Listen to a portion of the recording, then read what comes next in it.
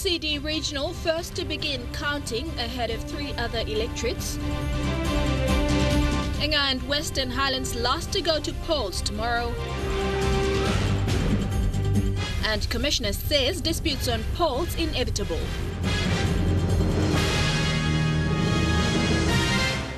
This is National EMTV News with Helen Sayer. Good evening and thank you for joining me for the news. Moresby South counting officials were sent home today at 3 p.m. after mock counting was cancelled. The electorate doesn't have a designated location allocated for counting after Kila Secondary School administration said no. EMTV was asked not to film a speech by the returning officer. Bethany Harriman with this report.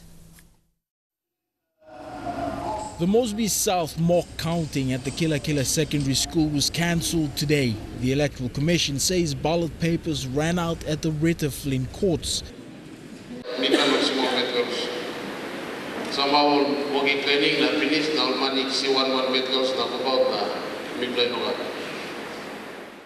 Assistant Manager Bale Kavanamore explained to counting officials and then said they'll watch a video instead.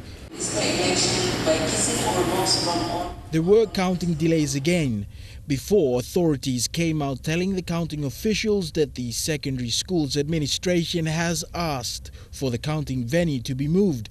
School will be starting next week. The Electoral Commission is in talks with the PNG Defence Force to use a venue to start counting. We were asked not to film an address before counting officials were sent home. EMTV understands that it is in the best interest of the public that we have access to information in order to share the truth. We were told officers will be split into 2 groups, one to look after the day counting from 8 a.m. to 4 p.m. and one 4 p.m. till midnight. Bethany Harriman, National EMTV News. Counting for NCD Regional seat is set to begin at the Rita Flynn netball courts. It was scheduled to start at 9 a.m. this morning but deferred again to 5 p.m. this afternoon. At 3 p.m. today, police personnel on the ground informed scrutineers and supporters that counting for NCD Regional will kick off at 5 p.m. But we will have the candidates list and we will engage. We don't want scrutineers to come in because I'm the first or second. You must know you are first and the other one is second and third.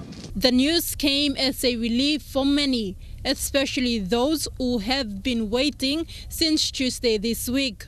Yesterday, counting officials completed training on how to use the LPV system to count. This morning, those who were supposed to count in the morning shift turned up at the counting venues but waited until 3 p.m. NCD election manager Alwyn Jimmy did not address the media nor the scrutineers on why counting did not start this morning. Instead, he advised police personnel on the ground to do so. Regional candidate area is now set.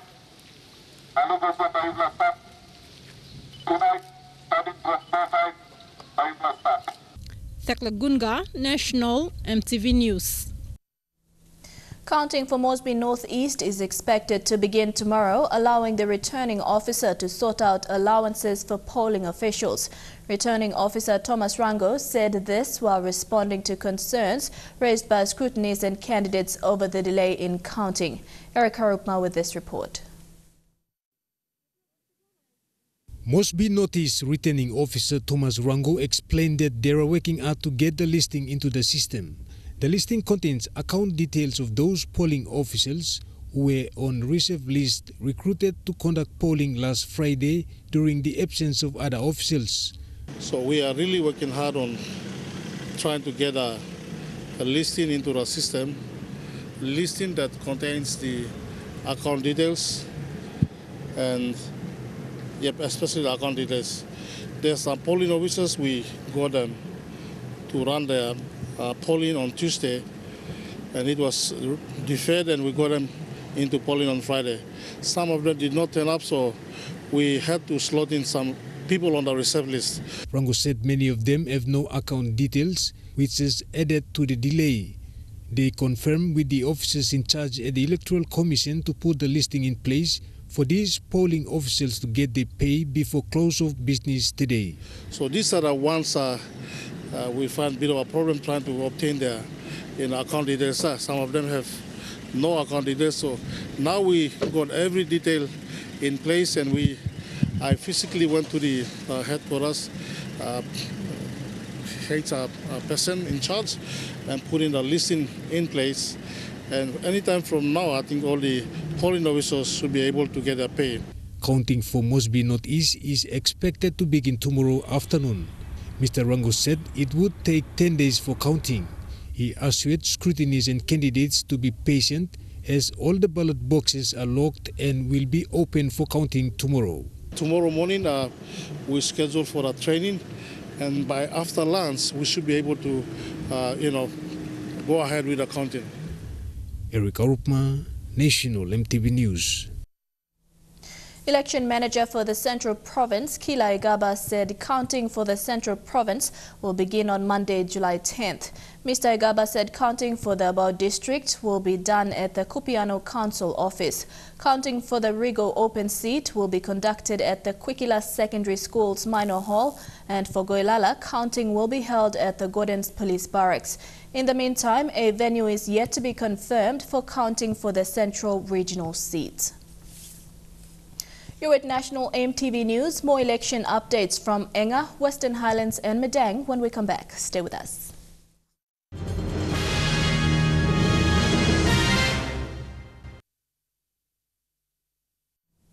Welcome back. Counting in Hela is underway. We have results after count 15 for Hela Regional seat and the 3 open seats. Hela Regional progressive results for Hela Regional after count 15. Philip Undialu on 9,277 votes, Francis Potape on 3,144, and Dr. Hewali Hamia with 2,141. In the Taripori Open, after count 32, James Marape on 15,727, Johnny Phillip on 5,614 and Michael Pajawi on 2,750.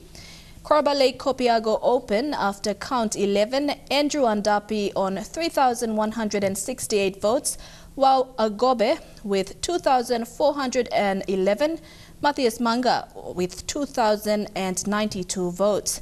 Koma Magarima Open after count 14, Manasseh Makiba on 3,313 votes, Philip Tukuyawini on 2,693 and Tumbi Yeri on 2,307 votes. Enga and Western Highlands are the last 2 provinces to go to the polls tomorrow. The one-day polling for both provinces was scheduled for Tuesday but deferred to Friday due to the delay in the pre-counting and stamping of ballot boxes. Meanwhile, Simbu, Hela and Southern Highlands are already counting. It took almost 4 days to pre-count the ballot papers for Enga and Western Highlands province. Both provinces started pre-counting on Monday and completed this afternoon with the insertion of ballot boxes to each electorate in both provinces. For Western Highlands Province, Provincial Police Commander Chief Superintendent Martin Lakari hosted a parade and deployed the joint security forces to their respective areas. Lakari praised these security forces for completing a successful polling for Chimbu and Jiwaka. So we partnership with them in provision of security. Security is our duty, nothing else.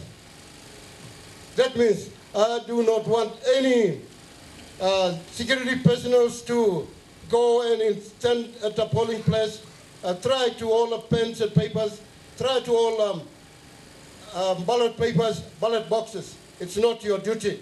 Like other provinces, Enga and Western Highlands Province had issues with the electoral roll given to them by the Electoral Commission. Adding to the discrepancies were issues with candidates from the 2 provinces petitioning the Electoral Commission to conduct a free, fair and safe election. Enga Provincial Police Commander Chief Superintendent George Kakas said the joint security forces are handling the issues cautiously on a daily basis, and he is hoping to see Enga have peaceful polling. And I think the people have also matured. The candidates themselves have seen that it's not worthwhile going around being rowdy, creating trouble. The way to become a leader, get into parliament, is to do it through peaceful means so that people can see them. Western Highlands has 800 polling places. The Western Highlands Provincial Steering Committee is expecting few or no problems at all in the other 3 electorates, but they are focusing more on the Again open seat for election-related issues. Vasinata Yama, National EMTV News, Mount Hagen. Electoral Commissioner Patilias Gamato says issues relating to the courts of disputed returns is inevitable this election. But he says his office won't entertain it, but let the PNG legal system deal with it. His comments come as most parts of the country are going into the counting period, with already hints of disputed returns surfacing. Edwin Fidelis reports from Kokopo. The Electoral Commissioner was in Kokopo yesterday and today to see the progress of the election in his New Britain province. At a media conference in Kokopo this morning, Mr. Gamato says he is expecting issues of disputed returns to surface during the counting period. But we'll just wait and see. If there are disputes, it will come. While that has been the case in previous elections in the country, the Electoral Commissioner says his office won't deal with it, but instead allow the justice system to deal with it. If there is any dispute, we will not accept any dispute. The Electoral Commission will not accept any dispute. If there is a dispute in the counting process, those disputes will be noted and will be left to the Court of Disputed Returns. Okay? So it's very important that we must allow the process to take its course. Issues of disputed returns have been the center of debate during counting in every election in Papua New Guinea. Most of these instances find their way into the courtroom and become a court of disputed returns. It is a costly exercise for some candidates and their supporters, as most of them are thrown out of the court, Mr. Gamato says. But in the last election event, we had about 110 disputes that went to court, but most of them were thrown out by court. Okay, so what that means is that the court still believes, I think the court still respects the process. Mr. Gamato has also brushed aside claims made by people on social media platforms like Facebook and Twitter who called the 2017 general election a failed one. But Mr. Gamato says it is too early to say that. But at this stage, I cannot see any strong grounds of failing any election. It may be premature, but those are some good indications. And I want to see all electorates complete their polling and complete their counting so that we can reach and deliver members to Parliament. The Electoral Commissioner, however, still maintained his stand that the 2017 election will be a good one compared to previous years. Edwin Fidelis, National EMTV News, Kokopo. In the autonomous region of Bougainville, this morning all ballot boxes had been delivered to the Buka police station. Acting Election Manager Desmond Timiaso says this is part of security and transparency of ballot boxes. While they will wait for the polls and inputs to be completed, Timiaso is confident counting will proceed as scheduled. Meanwhile, Acting Electoral Commissioner for the Office of the Bougainville Electoral Commission, George Manu, will be in Bana to discuss with service providers on the 24 ballot boxes locked. 10 suspects have been arrested and charged for being in possession of illegal firearms and offensive weapons at Sausi in the Usino Bundi district in Medang province. Provincial Police Commander Jacob Singora said the suspects are supporters of a sitting member and candidate for Usino Bundi, Antonio Gama. The suspects were arrested and charged on Tuesday and are now locked up at the Jomba police station cell. At around midday on Tuesday, the National Security Operation Unit in Medang arrested these 10 men. They claim to be supporters of the sitting member and candidate for Usino Bundi, Antonio Yagama. One of the supporters called Isaac Yagama. He is the son of the candidate. They were in a Toyota Land Cruiser near a polling venue at South Sea along the Ramu-Medang Highway. Their vehicle nearly collided with a National Security Operation vehicle. Police gave chase and caught them and searched their vehicle. We were found to be in possession of 3 homemade firearms and more than 40 rounds of live ammunition, 5.56, 9 mm, and all these .22 rifle bullets. In total, like I said, it's well over 40. Also confiscated during the search was 500 kina in cash. It is believed the weapons and ammunition might be used during the election. Police say this may be either for personal protection of the candidate concerned and his supporters or for the suspects themselves to use to hijack ballot papers. Most of the suspects arrested are students from Brahman High School in Usinobundi. Out of the 10 suspects arrested, 2 are youths who are the sons of the current sitting member for Usinobundi, Honorable Anton Yagama. All right, this goes to show that yes, from our intelligence, yes, it is now confirmed that illegal firearms are still in the hands of people who try to whatever the intentions are, but our warning is if you are in possession of such, you are more or less trying to intimidate or to influence voters, and we will not go down easy when you come across our officers, security officers come across you. In another election-related incident, 2 men were arrested and charged for impersonation. Police say Atta and Seth Dumba are family members and supporters of candidate for Medang Open, Peter Dumba. The 2 men traveled to Dalam village in the Transgogol area to cast their vote using another person's name. That 2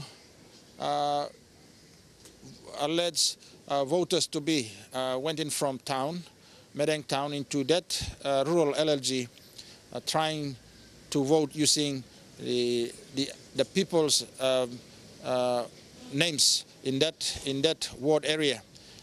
When they realized that these 2 people are not from that ward, they alerted police, and security officers apprehended them, and they have been already charged for impersonation. Meanwhile, a 24-year-old man from Morobe was also arrested and charged by Medang police after he was caught attempting to vote for a second time. Mata Luis, National EMTV News, Medang. Medang Provincial Police Commander Jacob Singura has issued a strong warning to election officials transporting ballot papers after polling to follow security protocol. PPC Singura says election officials have overlooked escort rules, creating more anxiety amongst other election stakeholders. Candidate scrutineers are also warned to follow security personnel and not to take the lead after polling is completed. He added escorting ballot papers is the duty of security personnel and no one else. A reminder and warning goes out to, the time when escort of ballot boxes after polling, takes place. It is sad to see that protocols for escort are overlooked and bypassed, particularly, drivers of cars of candidates, with scrutineers in particular. You have to follow protocols. Escort of ballot papers is the duty of security personnel. There's got to be the vehicle containing the ballot boxes and electoral officers. They have to follow protocols. That means the lead vehicle has to be a police or security personnel vehicle, followed by the ballot box vehicle that is with the ballot box, then another security vehicle at the back, then the scrutineers will have to come after. So, we have to follow these protocols. There is no need to rush and, get involved in unnecessary accidents. We have to think about safety as well when doing these escorts of ballot boxes from the polling places to the police station for lockup. So my appeal is, please think about road safety, the life of others who are using the road, and take precaution and follow proper escort protocols so that you won't cause inconvenience to all other people who are trying to ensure that the ballot boxes is conveyed safely from the polling place to the lockup at the Jomba police station. Now to other news. On a lighter note, MTV's popular talents program Vocal Fusion is set to begin its 5th season this weekend. Its first round of season 5 auditions will be staged this Saturday in Wewak in the East Sepik province. The popular television program will be in Wewak to stage one-day auditions for enthusiastic and talented individuals to be contestants in the program. Auditions will be staged at Wewak's Village Inn starting at 8 o'clock in the morning and closing at 4 o'clock in the afternoon. The Port Moresby Stock Exchange, or POMSOX, has reinstated the quotation of securities for the City Pharmacy Limited shares from suspension on the POMSOX list. A trading halt was imposed on CPL shares on the 19th of June this year. CPL has requested the trading halt to assess the extent of damages to its business operations after a major fire that destroyed the company's head office and warehouse in Port Moresby. Following a satisfactory assessment on its business operations, CPL Group has advised POMSOX that it sees fit its normal business activities to continue. And now looking at our finance news, the kina closed unchanged at $0.3145 in the interbank markets. At Bank South Pacific, your kina was buying $0.307 $0.4005 Australian dollars, $0.2673 euro and 34.41 Japanese yen. Looking at commodity prices at New York close, gold and coffee closed higher while cocoa and copra closed the day lower. Palm oil closed unchanged, crude oil closed higher while copper closed the day lower. And on the stock market, the Dow Jones closed at 1.1 points lower, the ASX closed at 4.45 points lower, and the All Ordinaries closed at 3.45 points lower. Stories making headlines overseas. When we come back, growing tensions with North Korea and sanctions on Qatar. Stay with us for details.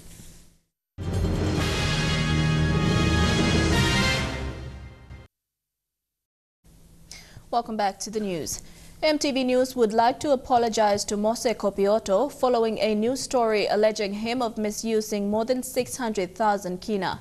Port Moresby businessman Mose Kopioto appeared as a state witness yesterday at the Waigani National Court to give evidences against 3 men who had scammed him of 628,000 kina. They are accused Mari Willie, Simon Nokwe and Nelson Isla, who allegedly presented false checks to Kopioto pretending to be employees of planning departments. I was the victim, all fraudsters from outside. It's a syndicate, there's a group of people going around and they came with a false check. And I thought we were getting check from National Planning because they were a corporate client. But all Gearman will come in, all Silibna. One him check we'll give him, only Karim Gearman check come in, cash too will only arrange him, lokam cash him, and the case is still pending. Turning overseas, in the UN, Security Council held an emergency meeting this morning following the launch of an anti-continental ballistic missile by North Korea. Americans described the missile launch as a clear and sharp military escalation and warned it's prepared to use the full range of its capabilities to deter Pyongyang. A barrage of missiles fired by local and US forces. A simulated attack on North Korea's leadership.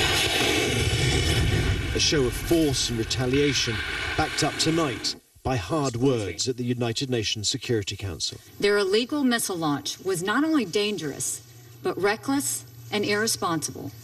It showed that North Korea does not want to be part of a peaceful world. This is the cause of their concern. Yesterday's launch of what the US now admits is North Korea's first intercontinental ballistic missile. That experts claim could carry a nuclear weapon as far as Alaska. Today, North Korea claimed the test had shown that its warheads could withstand the heat of re-entry into the atmosphere, a crucial step forward if true. No wonder the country's leader, Kim Jong-un, looked so pleased. No wonder he was quoted as saying, "The Yankees must be quite unhappy with the gift we sent them on their Independence Day." The problem is that so far the international response has been divided. President Xi of China, who was in Germany today, has called for restraint, and Russia has warned against any preemptive military action. For Russia and China, it is absolutely clear that any attempt to justify a military solution using Security Council resolutions as a pretext is unacceptable. But it's China's reluctance to use its economic clout against North Korea that has angered Donald Trump. As he left for Europe, he complained about the growing trade between both countries, saying on Twitter, "So much for China working with us, but we had to give it a try." The question is what else the US might do. Today's joint military exercises were designed to show what commanders said could happen if US self-restraint were lifted. Arab nations in a spat with the Gulf state of Qatar are threatening to move sanctions, condemning Doha's response to meeting the group demands. Last month, they cut all land, air and sea links with Qatar, accusing it of supporting terrorism. In a Cairo palace in the Egyptian capital today, a crisis meeting to discuss the issue of Qatar. Foreign ministers from 4 Arab countries have accused Qatar of supporting terrorism, which it denies. They've cut ties and slapped sanctions on Qatar to no avail. We cannot have a country like Qatar that is an ally militarily and in the GCC and in the Arab League, and that hosts an airbase from which planes take off to fight ISIS and Daesh, ISIS and Al-Qaeda, and at the same time it turns a blind eye to terror financiers who operate openly in Qatar. The Gulf state of Qatar stands accused of using its vast wealth from gas to back Islamist movements all over the Middle East and of allowing extremist preachers to broadcast on Al Jazeera. Its Arab opponents have insisted that TV network be shut down, one of 13 demands that include closing a Turkish military base on its soil and cutting back ties with Iran. Qatar has refused. Foreign Minister, thank you very much. When I met Qatar's foreign minister in London today, he insisted the terrorism accusation was just an excuse to rob Qatar of an independent foreign policy. Qatar has never and will never support any terrorist movement or will never allow terrorism funds to be raised from Qatar or to be channeled through Qatar. Washington and Kuwait have tried in vain to mediate this dispute. Now it looks set to escalate, to the dismay of Qatar's Western allies. Car manufacturer Volvo has announced all its cars will be electric or hybrid from 2019, making it the first major car manufacturer to ditch diesel or petrol-only cars. The shapes have changed a bit over the years, and thank goodness when it comes to the brown Allegro. But all these cars have one thing in common, an internal combustion engine burning petrol or diesel. We've relied on it for 100 years, but is that about to change? Volvo Cars is taking a bold step forward, heralding the end of an era for the pure internal combustion engine. From 2019, Volvo says all its new models will be at least partly electric. Ambitious plans, but experts say it won't be quick. Diesel and petrol will have a long life in them yet. A lot of people will choose to adopt hybrids before they go all electric. In fact, sales of alternative engines remain small. Then there's the problem of topping up mid-journey. Certainly some of the country is better than others. Newcastle in the northeast has quite a lot of charging infrastructure. Wales is very poor. But to get from where we are to where we need to be, lots of different parties are going to have to come forward and put in charging points. Our cities are plagued by pollution, with diesel engines one of the main culprits. Electric cars are quieter and cleaner. They're getting cheaper with a better range. But it'll still be some years before the internal combustion engine drives off for good. Chukai Sports is next. Stay with us for details.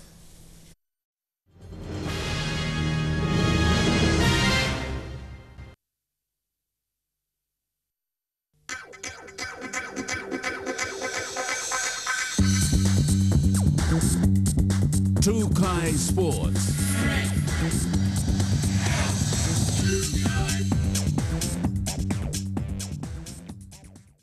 Welcome to Trukai Sports. In basketball, putting on a similar show in today's competition, in the women's division, sisters POM and NCD proved too strong for neighbours Daru and Kerema. Having equal opportunity to lay their hands on every layup and free throws, Team POM and NCD thrashed Daru and Kerema just like yesterday. Koduneki reports. Playing the underdogs in the women's division, neighbours Daru and Kerema took charge on the courts in a very strong match between NCD and POM. The Daru Barramundis took on NCD and Kerema up against POM in a thrilling encounter like David and Goliath. As the Daru Barramundis banged on their Port Moresby-based players, it was certainly game on as the two teams battled on the court. Barramundis using height to their advantage, it was a race for the ball as the teams tried to score points on the board. While the first two quarters seemed a little slow, well, it was a tough match in the third quarter. The underdogs, the Barramundis, in the last quarter finally found their weakness while managing to aim for three-pointers, but it was too late to match the score as NCD took the better of them, 77 points to 17 at full time. As neighbours Kerema took on POM, it was a race against time in the first three quarters, but POM proved to be the dominant side, whitewashing Kerema with 66 points to 35. In the earlier matches, Alatau took on PMBL, NCDBL up against Kerema in the men's Pool A, and in Pool B, Daru played Lay. In later matches in the men's division, Tubuseria competed against PMBL, Alatau battled with Kerema, and Daru against Kerema. Day 3 of the national basketball competition continues tomorrow with the first match between, in the men's division, against Tubuseria and PMBL, and Port Moresby Basketball League 2 against NCD Basketball League. Godwin Eki, National, MTV Sports. To rugby, the PNG LNG Kumul prop Luke Page will line up against his Kumul teammates in the SB Hunters side this weekend. Page, who plays for the Burleigh Bears, will be out to impress national coach Michael Marum for a spot in the World Cup side. The PNG-born prop has played a blinder in the Pacific Test against Cook Islands in Sydney in May. The Hunters will host the Burleigh Bears this weekend at the National Football Stadium. The National Soccer League triple header in Port Moresby ended on a high note yesterday at the Bisini Soccer Grounds. Lay City dwellers displayed supremacy with a 6-1 thrashing over Yamaros FC, while Huawei PS United outclassed Buang FC 4-0. Huawei PS United bounced back from a 1-0 loss to Medang FC last weekend with a dominating performance against Lay-based Buang FC in the NSL triple header yesterday. An impressive first half from Huawei PS, which saw them put Buang FC's backline under pressure, taking the lead early by 2 goals before the first interval. The NSL debutants were left to work hard in the second stanza, but as legs tired and the heat and humidity started to have an effect, both sides made changes. Huawei PS United's Donovan Murray would capitalize on some poor defending from Buang FC and extend the lead. However, Buang continued to press on, but the feed proved too great in this occasion as they were left to settle for the loss. In the other matches, Lay City dwellers proved unstoppable with their lethal combinations between eager newcomers and experienced senior players earned the defending champions an impressive 6-1 thrashing over Yamaros FC. Backing up from their last weekend's win over Huawei PS, Medang edged out the young PNG development side Besta 1-0 in a tightly contested match. After round 8, the current National Soccer League standings sees Lay City dwellers sitting comfortably with 19 points, while the nearest rival Medang trailing by 3 points. Round 9 promises to be a thriller as another triple header is scheduled for this weekend at the Bisini soccer field here in the nation's capital. Shane Saroya, National MTV Sports. Don't go away, Trukai Sports continues after the break.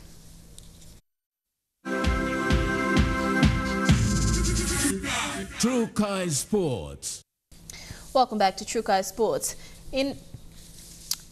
To the ICC Women's World Cup update, England has fought its way into the top 3 and Australia is once again in the lead on the progressive ladder. Winning 3 of their 4 matches, the last one being their impressive 68-run victory over South Africa last night, the English ladies now pose a threat for India, who's just ahead of them by 1 win.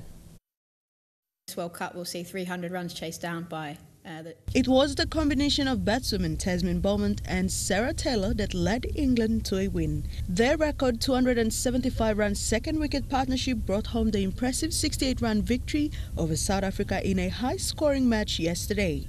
It was the highest ever for England and second best in women's ODIs for any wicket. This makes it England's third victory in 4 matches, while it was South Africa's first defeat in as many matches to go, with one abandoned game against New Zealand. I think we knew the threat of their bowlers, but we also knew that it was going to be a really good wicket here.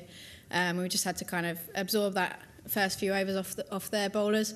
Myself and Lauren both like a bit of pace on the ball, which we haven't necessarily had up top against Pakistan and Sri Lanka. So I don't think we necessarily had it in the back of mind that they'd managed to bowl the West Indies out for a 48, but we were definitely confident going in and just knew we had to see off the new ball for a little bit. Meanwhile, South Africa is on the heels of the Brits after losing this match. In the post-match interview, skipper Dane van Niekerk said with more matches coming up, this is a learning curve for them.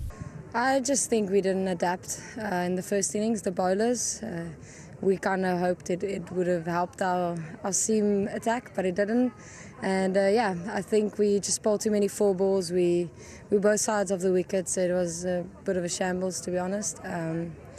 Yeah, what can you say of chasing 370 odd?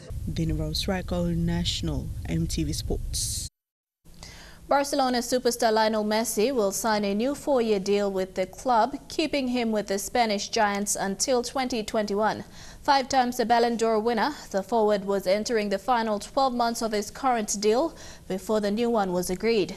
The 30-year-old follows in the footsteps of teammates and fellow strikers Luis Suarez and Neymar, who signed new deals last season. Local media reports indicate the deal will see Messi remain as the club's highest earner, while his buyout clause has been upped to €300 million.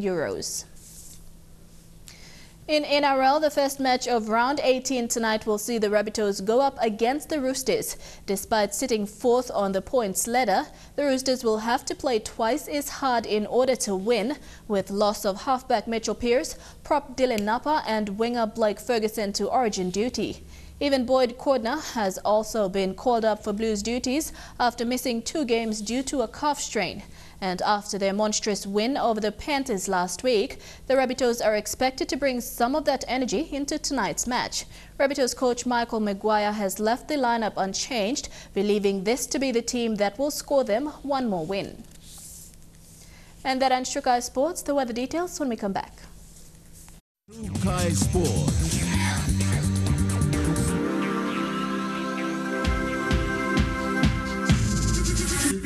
Trukai Sports.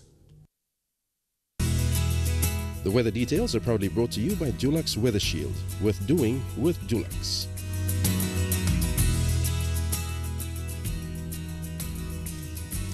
Looking at the weather forecast for tonight and tomorrow in the southern region, fine in Port Moresby and mostly fine in Daru, Kerma, Alotau and Popondetta. In the Momasa region, a shower or 2 in Lae and Medang and thundery showers in Wewak and Vanimo. In the New Guinea Islands region, thundery showers in Longau and Kavieng and a shower or 2 in Rabaul, Kokopo, Kimbe and Buka. And in the Highlands region, fine in Mount Hagen and a shower or 2 in Goroka, Kundiawa, Mendi and Wabeg.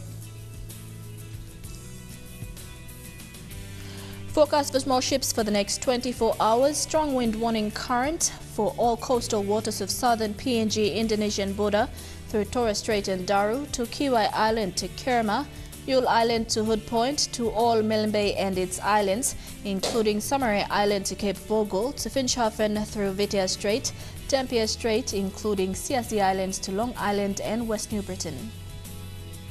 Seas of Waters of southern PNG Indonesian border to waters of Torres Strait and Daru to Kiwai Island to Yule Island to Hood Point to Samarai Island with waters of eastern and western Milne Bay Islands and with waters of Finschhafen through Vitia Strait, Dampier Strait including Siasi Islands to Long Island, seas of 2 to 3 meters.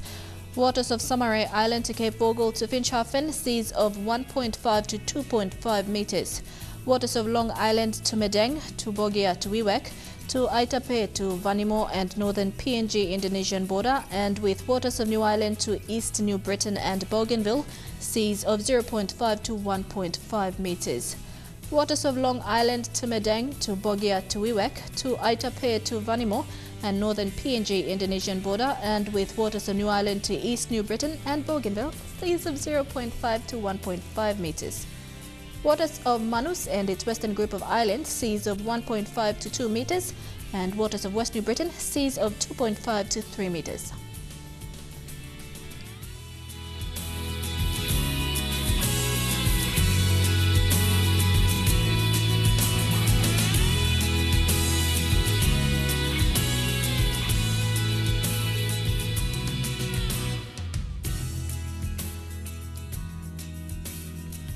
Ocean forecast for PNG areas. In the Coral Sea, seas moderate to rough with southeast winds at 20 to 34 knots. In the Solomon Sea, seas moderate to rough with southeast winds at 20 to 34 knots. In the Bismarck Sea, seas moderate to rough with southeast winds at 20 to 34 knots. And in the Pacific Ocean, seas slight to moderate with southeast to southwest winds at 10 to 20 knots.